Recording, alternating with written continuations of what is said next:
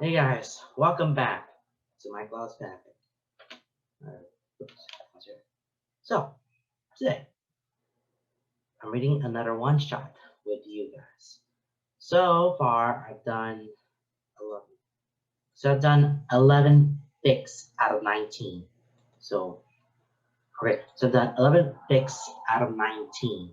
So I have 8 picks left, and and I'm halfway there of finishing the week. So let's hit you up with the pick that I'm about to prepare yourself for. The next pick that I am doing right now it's called You Got Me Like Partners. Well, I'm gonna share my screen with you. And here we are. This is the next pick that I will be reading with you as soon as I can. So this is it. This is the pick that you've been waiting for anyone who wants this pick to be reading. So here's that. It is Police Detectives. It's the AU version. They're the partners. They're very open flirting, some violence implied, there are sexual tensions and implications involved in here. That's it. And the only thing they know about the detectives is Brooklyn Nine-Nine. Come on. There are so many detective shows that you like. I think check out PD. That's a good one. NCIS. Oh, throw you one. I think there's some other shows that. There's also Better Call Saul. That's another detective show. I think there's another one I can think of. The Sopranos. Also a good idea. Yeah. Uh, True Detective. I'm not sure True Detective will count for it. The X Files is also a good one. So, but I will have to look at more stuff right there if they want to recommend the show. If I want to recommend the shows for them, I think this would be a good idea. Okay, now back to this pick. So I'm gonna read the summary. He's a dang good cop and a dang fine detective.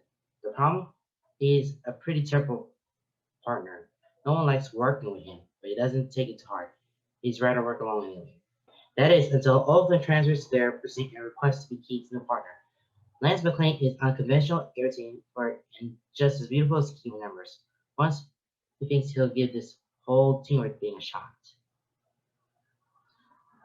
So he's a really good cop all of a sudden, and then now and he's also a detective. But he would rather work alone. That is, Lance steps in and becoming the partners, or become. I mean, it's a duo. There's a second duo coming through. All right, so I want to get started right now. So let's read it out for you.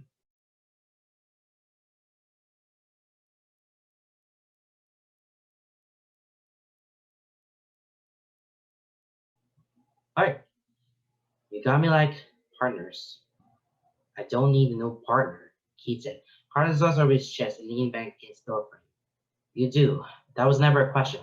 Shows was even bored. He continued to shuffle through the papers on his desk and gestured to Kiwi looking up. Come in and close the door. He just there. Full force of his scowl fallen flat when Shira wouldn't even look at him. But he did as he asked. He closed the door with more force than necessary, feeling satisfaction as a rattle. Shira lifted his gaze then, stare underpressed and lips pressed into a thin line. I don't want a new partner. He tried again. When he had Shira's attention, he stood in the room, refusing to take a seat across the desk. Arms crossed and glaring at his boss. Shira held his gaze for several long moments before he sighed, leaning forward to rest his elbows on the desk. He closed his eyes, pinching the bridge of his nose between two fingers. This isn't about what you want, Keith. This is about protocol and safety. He opened his eyes, pinning Keith with a hard stare, softened by underlying exhaustion. You're getting a new partner. End of story. Keith knew that voice. It was his chief voice, the one that brokered no argument, the one that took his childhood friend and closest confidant and turned it into his boss's spirit. It was a voice Sherry rarely used on him, but when he did, he found himself buckling immediately. He breathed out a huff, shoulders slumping slightly as he looked away. He might end up going along with Sherry's decision, but he wasn't happy about it. and he wasn't going to pretend like he was. Not that it was easy finding someone willing to work with you. Sure, muttered, leaning back in his chair. Picked up several of the case files on his desk. Let me through them. You're getting good at scaring them away, he shrugged. Then it's listening to one of the chairs across the distance. I don't try to scare them off. She fixed him with a deadpan stare across the two of. So I need to go over the list of complaints I've gotten? Keith persists, sitting a little further in the chair. No. She'll continue away, kind of off on his face. Refuses to listen to reason, refuses to communicate, doesn't work well with others, hostile toward partners and civilians alike, anger issues, unorganized, hot-headed, runs off into danger without backup. Need I go on? He's hopeful and exhale, eyes on the desk between them. Not my fault they can't keep up. She stared, blank and tired. It was an argument they had a lot. He went through partners quickly. Sometimes they transferred departments. Sometimes they just asked for a new partner. All of them got fed up with him eventually, which was fine. He had never been a big fan of them either. He worked better solo.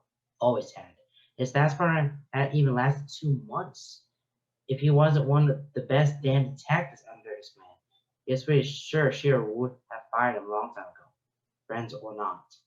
For a moment, Keats thought Shearer would argue, would push the issue like he always did, trying to drill in the importance of teamwork, but he didn't.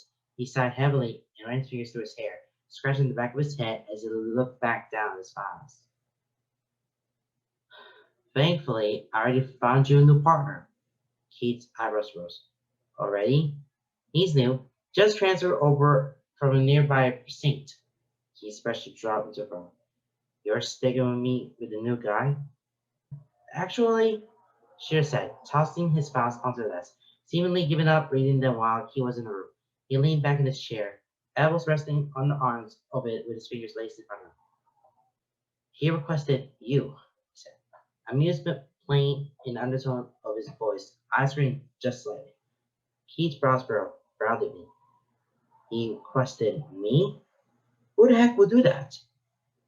That, Shear said, making his chair bounce slightly. His been fading into honest curiosity, getting thoughtful. It's a good question. But quite frankly, I don't care. As long as he's willing to work with you, that's good enough for me. He tried, letting his expression relax into indifference. He was curious, yes. No one ever questioned him. He had a reputation. Good cop, bad partner. He wasn't sure of the fact that others in the precinct referred to being assigned as partner as do it in their time. As long as he can keep up with me, I'm not carrying some rookie. If he can't pull his weight, I'm leaving him behind. Cher wasn't in phase, visibly regarded he would barely continue exasperation. He knew, however, that there was fondness mixed up in there. Without it, Cher would have gotten tired of him a long time ago. I think you'll be pleasantly surprised. He has hard marks from his last proceeding. Don't know why he transferred, but I'm glad he's on our team now. I can only hope you finally found someone to put up with you. Keith felt his lips work in a small wrestle. Do you really believe that? Sheer gave him a fellow. Keith, try not to scare him off, okay? I never try. Well, this time, actually try not to. For me, please. Keith working at it. Are you seriously using the puppy dog eyes on me? Here? In your office? While in uniform? Desperate times calls for desperate measures, Keith. He sighed, a hub of frustration in the beat. Fine. Only if he doesn't drag me though. Fine. Just attention was caught. Gaze lane past Keith to the window that looked out beyond his office. His lips quirked into a small smile. Speak of the devil, he checked the watch on his wrist, eyebrows raising his nodded. Right on time. I'm impressed. There was a knock on the door, and Keith stiffened before forcing himself to relax. He didn't really care about good first impressions. There was no point in pretending to be someone he wasn't when his partner would just find out eventually anyway. So he didn't smile. He didn't stand. He didn't offer a hand or polite greeting. He didn't welcome the guy to the job. He played nice for sheer sake, but he wasn't going to play that nice. He stayed in his seat, watching Cher as he gestured for whoever it was to come in. He waited until the door closed before putting his hand to his knees and pushing out to his feet. Out loud, tired exhale leaving his lips. He then turned, Scal already painting his features, ready to size up his new partner, only to have his jaw go slack and the breath catch him still. Beautifully brown skin, flawless as good, soft to the touch, but pulled tight over lean muscles in the strong frame. Skin that rippled as he moved, skin dotted with freckles and moles and beetle marks, dancing across his nose, his shoulders, his back, his hips. Dark brown hair, fluffy and curling at the ends, hair that was curlier in the mornings, hair that was a mess, used by Keith's fingers and sticking up at odd angles, hair that clung to his face in sweat, hair splayed out over the pillow as his head arched back into it. Blue eyes. Blue eyes that lit up when teasing. Blue eyes that hardened like eyes when mad. Blue eyes that wavered when upset. Blue eyes that held shadows with uncertain shame. Blue eyes that softened when fought. Blue eyes that hazed over when lost of pleasure. Eyes that were hungry and needy and lit when gazing down Keith's body. Eyes that were confident and teasing when gazing up at him. Lips like heaven, soft, smooth, flawless. Lips pulled thin when frustrated. Lips bitten when nervous. Lips pursed when pouting. Lips pulled tight when upset. Lips relaxed and parted when surprised. When thinking, when curious, when on. Lips pulled up into a smirk. Stretched wide in a grin. Red and bruised from Keith's bite. Let and stretched around him. Lips sucked up into a small smirk, pushing out his cheeks, crinkling at his eyes. No one eyes, no one smirk. Cocked posture as he turned to face Keith, a hand held out to him, innocent in gesture but thick with meaning. Nice hands, soft hands, hands that could hold a gun, unwavering and sure, hands that could comfort and soothe, hands that held him tight, pushing him up against the walls, hands that caressed him like he was odd they could at all, hands that gripped him roughly, unwilling to let go as his body shook with pleasure, fingers long, slender, fingers that plucked at guitar strings, fingers that tapped pencils, fingers that pulled the trigger of a gun, fingers that tug at his hair and curl him to bed sheets, fingers that grip his thighs and work him open. He stared at the innocently offered hand before meeting his eyes, dancing with barely contained amusement, glee, satisfaction. Saw the smirk he loved and hated, and longed to wipe off his face. Distantly, Keith knew he was there. He could tell by the growing confidence and cognizance in Lance's expression. He could feel his jaw had gone slack, lips parted. He knew his eyes were wide. He knew he was no longer scowling, and yet he couldn't bring himself to care. Not when he was face to face with Lance again. An old friend, an old flame. Nights spent hidden away. Moments slipped from the day as they pulled each other into empty rooms. Days at the garrison. Days from when they were in training, spent in heat rivalry. Nights spent in each other's arms. He hadn't seen him in years, not since they were assigned to different precincts. He assumed they'd never see each other again. He wasn't good at keeping up with things, and apparently neither was he. It had been a flame, moments stolen, grown feelings discarded as they were sent to different areas, buried, pushed aside, forgotten, relieved only as fond memories of what once was and what would never be. And now Lance was here, in front of him, holding out a hand, heart firmly in place as those blue eyes danced. Lips moved as they formed words in that achingly familiar voice that set his blood to boil. Hey, partner, Keith, he heard Shear's voice distinctly, though fog mind still reeling and taking extra time for the words to sink in, let alone form meaning. This is your new partner, Lance McLean. Okay, so are now at where Keith is being alone. He'd rather be working alone, but fortunately, his luck is not on his side because he'll have a new partner, and his new partner is the one that he recognized from him before. Lance steps on by, and yep, he has a new partner, Lance. I did not know Lance could be in that high of the precinct. The very precinct when he was, doing becoming a detective, or part of that team, fighting crimes or something, or looking at clues. It's all that stuff. It's all there. And it's really good. So he has to get used to getting this new partner because he'll probably have to live it. He was trying. He really was. They were in one of the smaller briefing rooms, shut back in the corner of the building. It was Keith's usual room, and it was where he kept his board. She'll let him keep it here, in a space that he could call his own, knowing that he hated when people touched it. He spent the last hour trying to catch Lance up to speed on their current case, the one that had been dragging them all through the mud for months. They were close to bringing down the Galra, or at least part of the organization. He could feel it in his gut, but they were missing something, something important, as a piece of puzzle that could spring them to legal action. He just didn't know what. She was no doubt hoping that a fresh pair of eyes would help find something they missed. But so far, Lance had barely glanced at the board. While Keith talked, he sat in one of the chairs, feet propped up on the table, hands to the back, and a pen balanced between his nose and upper lip. Are you even trying to pay attention? Keith finally snapped, stepping over to the table and saw Lance's feet off of it. His elbow jerked as his legs fell to the floor, nearly losing his balance but somehow managing to stay in his chair. He slapped the pen down on the table, forearms crossed heavily on the surface as if Keith would declare, "Let's press to the file." Of course I am. He crossed his arms over his chest, fixing him with a flat stare. Lance's brows pinched, brow dipping. I am. Then what have I been saying?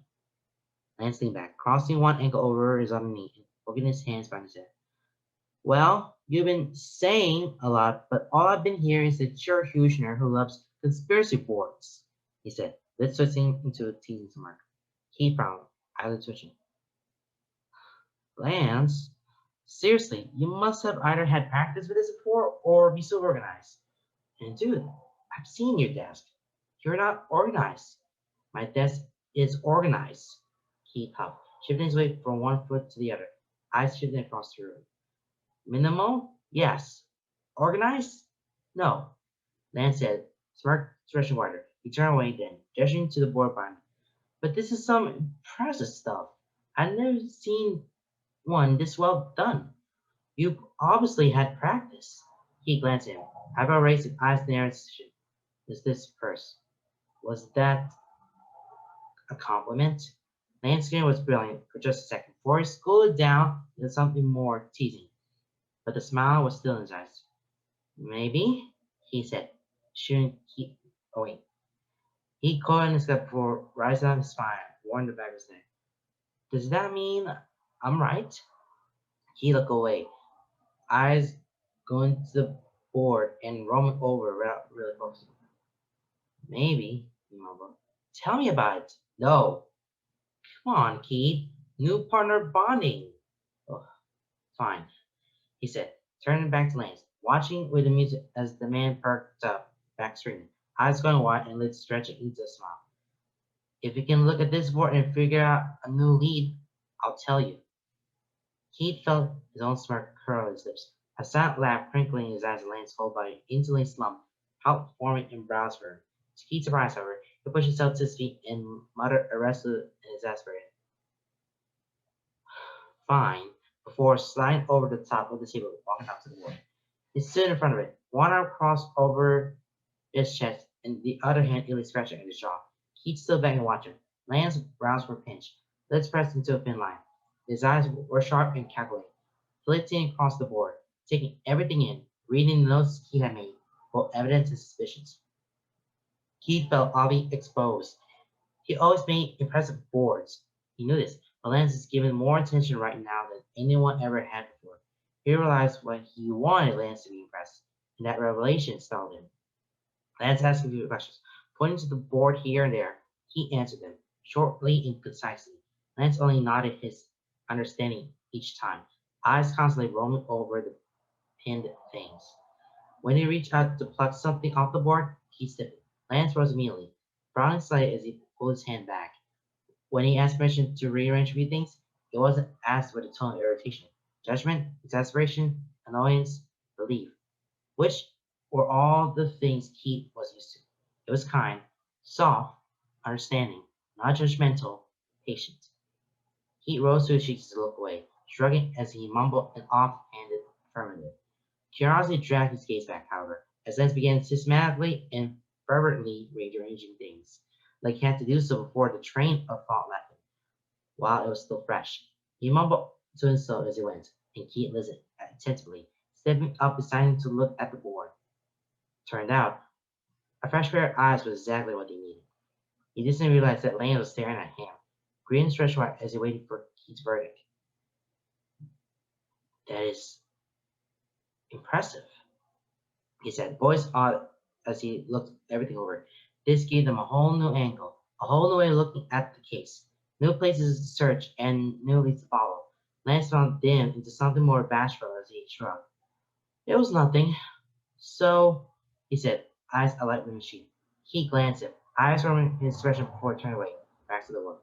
I have a board at home about cryptids. Oh my god, Lance whispered, odd and excited, like it was the best thing he heard all week.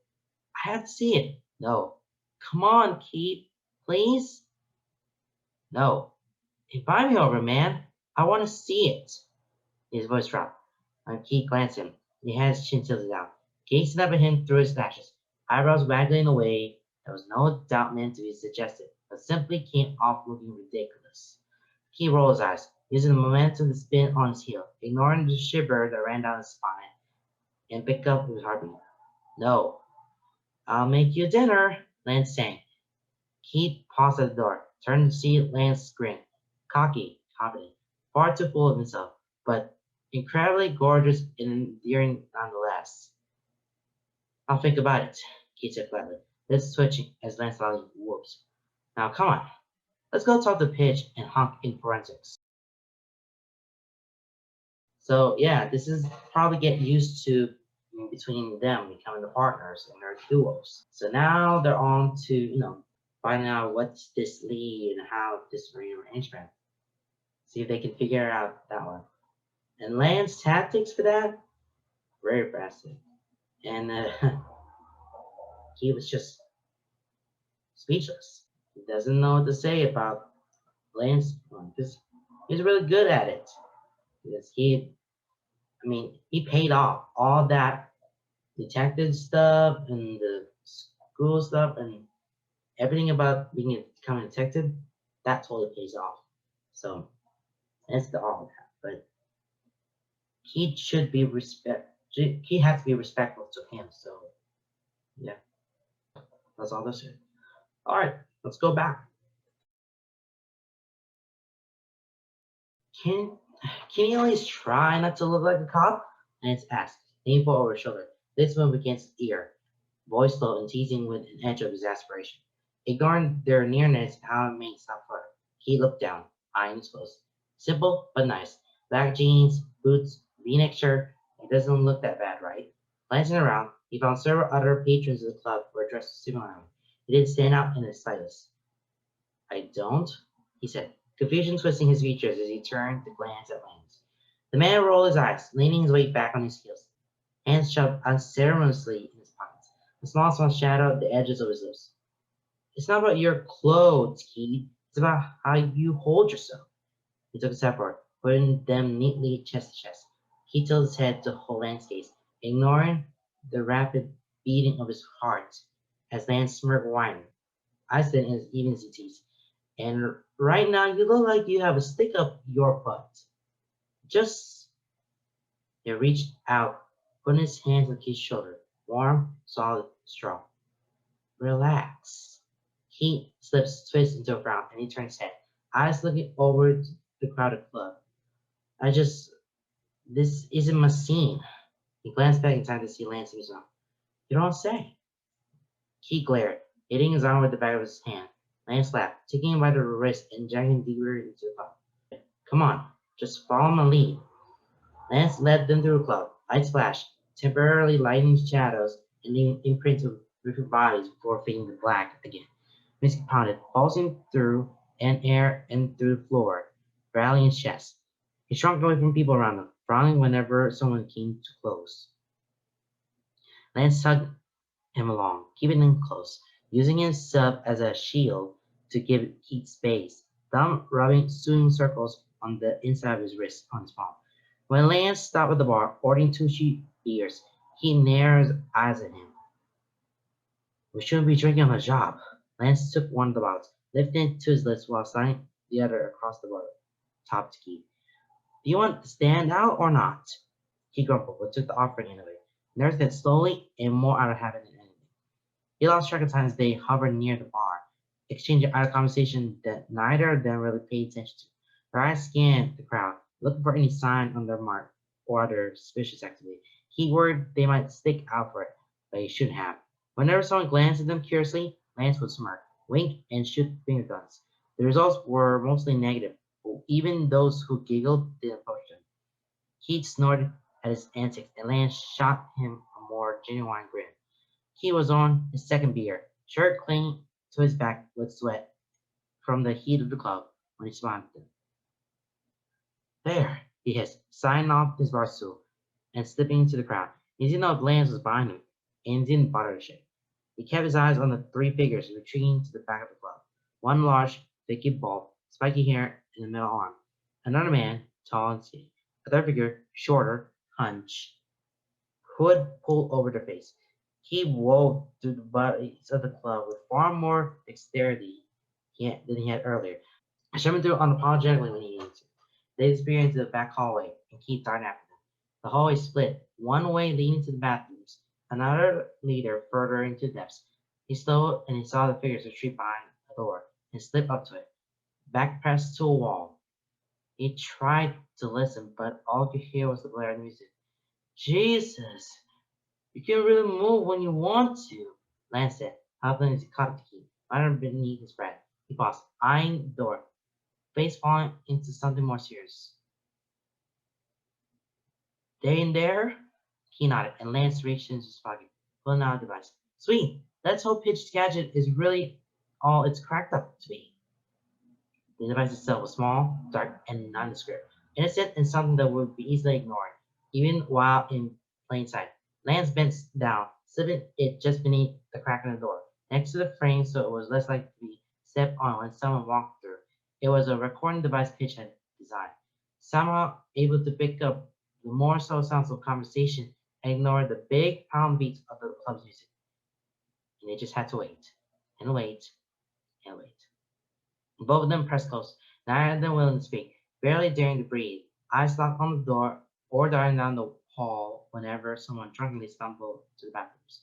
Then the voices beyond the door were louder, footsteps clear, door handle jingled before pausing, voices muffled and hushed just beyond. Pence sprung to life in his chest, lungs tightening as adrenaline raced through his veins. He took a step back, and hand dragging against the wall as he muttered a curse under his breath. His eyes darted around, down the hallway. They could make a run for it, but he wasn't sure they'd make it before the door opened. Fleeing was a surefire way to arouse suspicion, but he didn't have a plan B. Hands grabbed his shoulders, steadying for as they shoved him back against the wall. A body pressed against his, long and lean, warm and hard. A thigh pressed between his, pushing against him. He gasped, lips parted. Lance's hands curled to the front of his shirt and dove in, lips to lips, tongue pushing its way into his mouth, relentless and eager. Keith stepped for only a moment before melting against it, arms wrapped around it of desperation and familiarity. Hands clutched at the material Lance's shirt, twisting into the fabric and holding on, desperate for an anchor. And then he kissed back in earnest, eyes stretching close as he tilted his head, curling low and kneading his throat as he slapped the lips together more firmly. It was just like he remembered it, and yet completely different, completely new. He wanted more, needed more. Gosh, he forgot how addicting Lance was, and how good he felt against him, how sweet he tasted, how deliciously eager he was when he pressed himself against Keith, how he bucked and moaned when Keith bit at his lips. The door opened, and Keith barely noticed. He tensed as the figures paused, no doubt surprised. He felt Lance stiffen against it, and pressed a hand flat to his lower back too. Loving the way Lance's kiss turned sweet and soft. Hands relaxed it just slightly, but clinging all the more for it. And then the huff, a scoop of disgust, footsteps as if figures walked away, retreating back down the hallway. He didn't want to be the first to break away, but he got the impression that neither did Lance. Their kiss turned less urgent, but no less needy. Hunger and heat burned low in his gut, rushing through his veins. I think they're gone, Lance whispered against his lips, voice breathy and hoarse. Yeah, he muttered, nipping at his lower lip, constant as he pulled away an inch. We should bring this info back to Pitch. Lance tried again. Sounded reluctant, body unmoving even as he glanced to where the device waited innocently beneath the door. Yeah, he breathed, reaching forward and pulling Lance back in. Lance met his lips eagerly.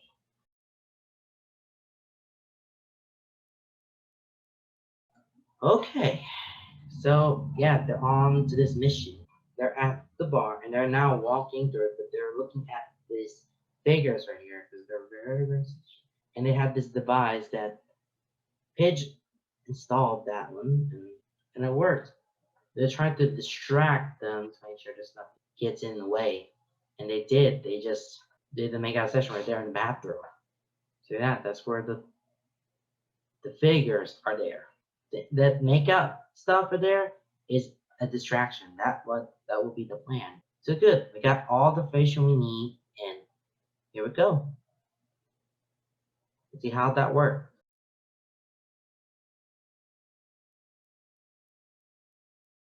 Keith had always had a love-hate relationship with stakeouts.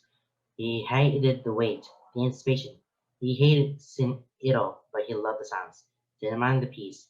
Most grew bored by it, but Keith thrived in it. He was learning very quickly, however, that he loved and hated stakeouts with Lance for entirely different reasons. Lance was distracting. With his bouncing legs, his tapping fingers, his incessant humming, the constant feeling, constant babble, observations, idle thoughts. Lance was distracting with his casual smirks, eyes smoldering and heat in his voice. With his wandering hands, light and teasing, eager and needy, hesitant and gentle. If you don't stop that, I'm going to handcuff you to bed, he said, shoulder and hip leaning against the wall next to the window, fingers raised to crack the blinds. The building across the street was still, not a soul in sight. The camera was poised next to him, but it had been nearly 18 hours, and they had barely used it. Lance's hand slipped from Keith's hips up beneath the hem of his shirt. Fingers played while as they inched up his sides. When Keith, despite his verbal protest, didn't push him away, Lance stepped in closer, hips pushing up against him, firm chest to his back as he leaned close. Is that a threat or promise? He asked, voice pitched low and molten.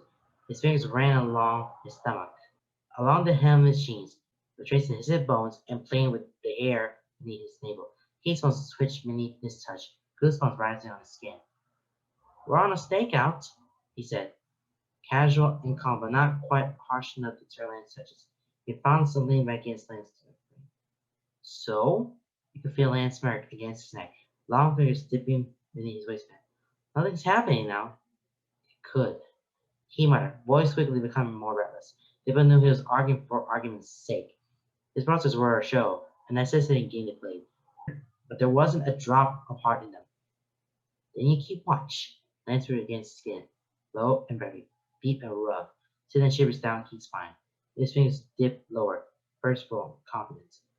Let me take care of you. Keith said nothing as Lance pressed his lips to his neck, but he tilted his head aside, back arching lips parted in silent gaps. Sequence. Yeah, they're. I think they're probably at the stakeout, and they are in this bed. Oh, this is about to go down. If you know what I mean. But in a sexual way. It's gone sexual. Okay. I kind of want to run because I don't want to go into details. So I have plans for you.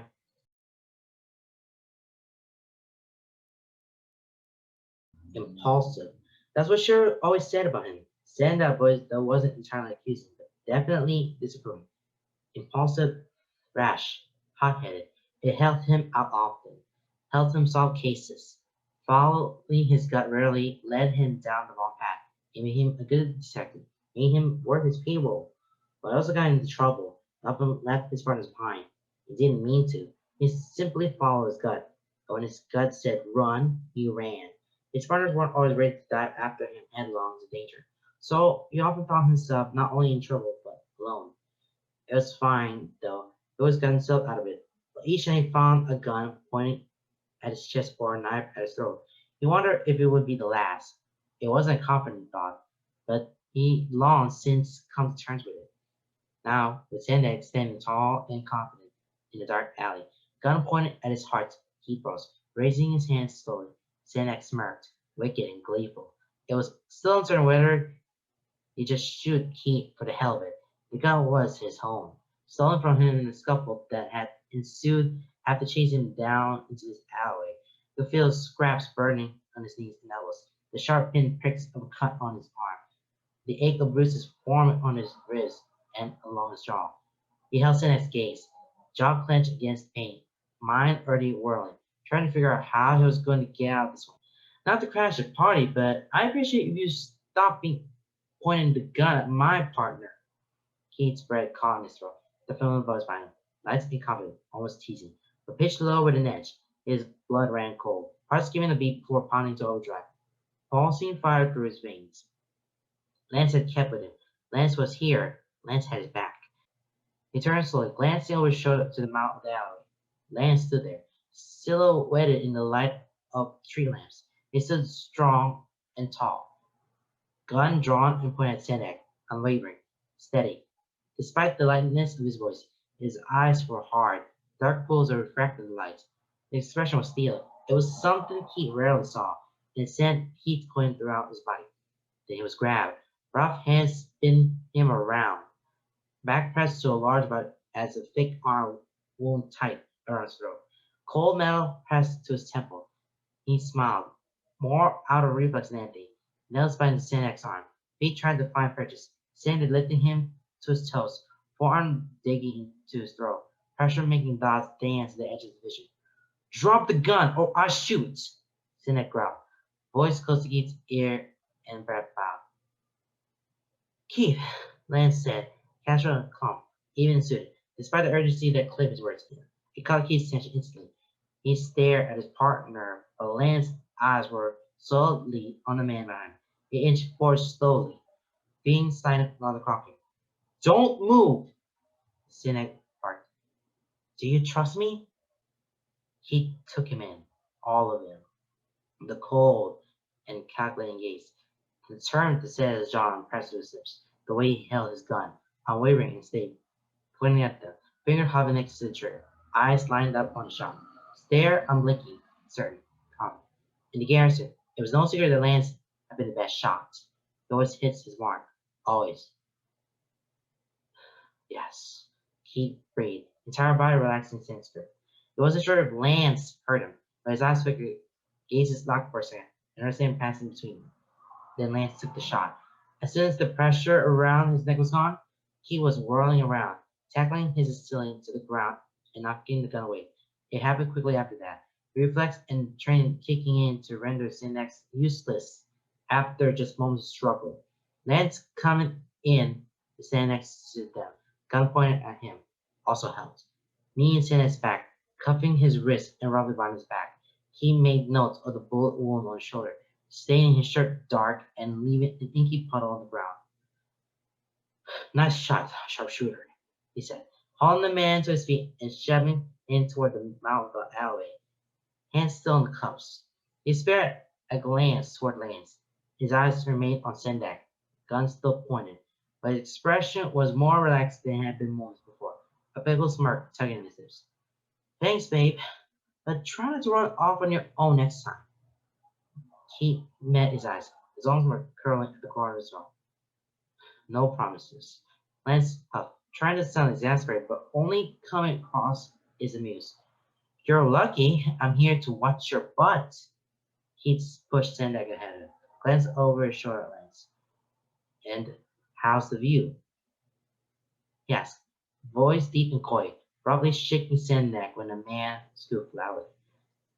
Lance paused, gun still held and steady, even as his head tilted, eyes storming down Keith's body, slow and appreciative, expression amused and gaze heavy as his eyes lidded eyes between Keith's. Frickin' beautiful. Okay, so this is one of the mistakes that he had made, going on his own and trying to fight off against Sendak. Sendak shot him. And all of a sudden, Lance coming in to rescue and getting that gun at point to Sendak. He just got rescued by the new partner, Lance. This Lance knows everything about becoming a detective and pointing the gun, becoming the cop. That's Lance for you. He knows it so well. Okay, let's finish off and then we're done. Okay. You two are working out well, she said, using that tone of voice that was safe for casual observations that weren't casual at all. He sat at his desk, shuffling papers without really looking at him. Had Keith not known him so well, he might have missed the teasing edge to his voice, hitting so cleverly, so subtly. But Keith didn't know him, and Sheer wasn't subtle at all. He's all right, Keith said with a shrug, leaning against the wall and gazing out the window of Sheer's office into the precinct. Lance sat at his desk instead of his own, always insisting that Keith's chair was more comfortable. He leaned back, amusing and distracting their coworkers with his antics, grinning wide on his lips as he tried to balance various office supplies on his forehead. He stuck with you the longest out of any partner. Save for me, Shear said, voice funny. Nearly 6 months. So far, Keith calmed thoughtfully. 7, actually. Thanks for proving my point, Shear said, chuckling beneath his breath. Keith could feel the heat rising on his neck, crawling on his cheeks. He kept his eyes on the window, gazing beyond to where his partner sat. Despite how loudly he complains about you, I haven't even got a single official complaint. I'm impressed. I think he actually likes you. Yeah, he said. I needed to stop the small tilt to his lips. The ghost of a smile as he watched Lance laugh. Yeah, I think he does. And I'm taking that smile as an admission that you like him too. If you tell him, I'll put your song in your coffee every day for an entire month. Just trying to scare this partner away. For once, he said, voice soft and thoughtful, almost odd in its own surprise. I really freaking hope it stays.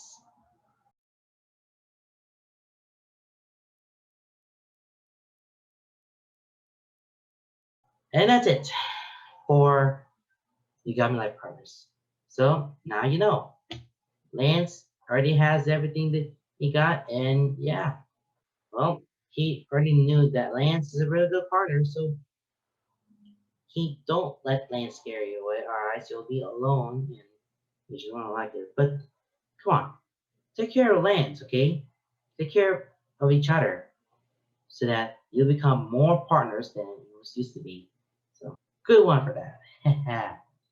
I wanted to get to the picker wheel right now because I want to see what's gonna be the ones I will be playing for next week. So yeah, I've done 12 picks now, and these are the 7 picks that I have, just the regular ones.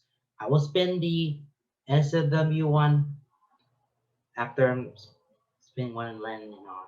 So we're down to of gods and apples, of misunderstandings and serenades. So we're down to 7. So 6 of ofs and 1 of you got me like a stuff. If it lands on the you got me like that stuff, that will be the last you got me like it. And then the rest will be just the of stuff and stuff. Alright, so let's spin the wheel, see where it lands on. Ooh. Whoa! Well, finally got the of. It's called Of Stars and Space Between. That will be the next one I'm reading. Alright, let's get, I'm gonna head back to the telecoms here. Alright, so sense of what? Okay, of Stars and Space Between. So we're at around chapter 15 right here. Okay, so Stars and Space Between, and it's canon verse, yeah. It's after season 8. This is the post season 8. And it's the space road trip, and it's the established relationship, and they put the question mark. There could be a question mark. That is there going to be a relationship right here? Around Hanover, so we're getting back into everything that was existed, and it was post season 8. So this is after the show, after the season 8 ends. So that means that's after the Voltron. So that will be the next one. That's the regular I'll be doing. All right, then we're done with that. How about NCW? Because next week I have another NCW. Okay, I'm gonna get rid of the ones that I don't need. Okay, we're down to just 4 of these fit or NCW ones. Let's see where it landed. So it's you got me with 2 you got me Leica, and then better devil you know, an accident, experiment, deliberate. So we're down to those 4. Okay, let's spin the wheel. Ooh, whoa, whoa, whoa, whoa, whoa. Hey, all right, it's the better the devil you know. I will find that one right here. Okay, so next one is better the devil you know. This is chapter 5. So the ones that have chapters 2, 4, 5, and 6. And now I landed the better the devil you know. It is 4,000 words. Okay, it's gonna be a very fast one. It's a warlock and demon key. Okay, so warlock lands, demon key. It's this one, and there's a possessiveness, and it's top key, bottom lands. Last NSW that I read, it was top lands, bottom key. Now we're doing the opposite. It's key gonna be top lands. All right, that will be the next 2 picks for next week. I will see you guys next time for Across the Universe, because there'll be more picks for this one for now. Well, more one shots to do for next week. Alright, guys. Goodbye.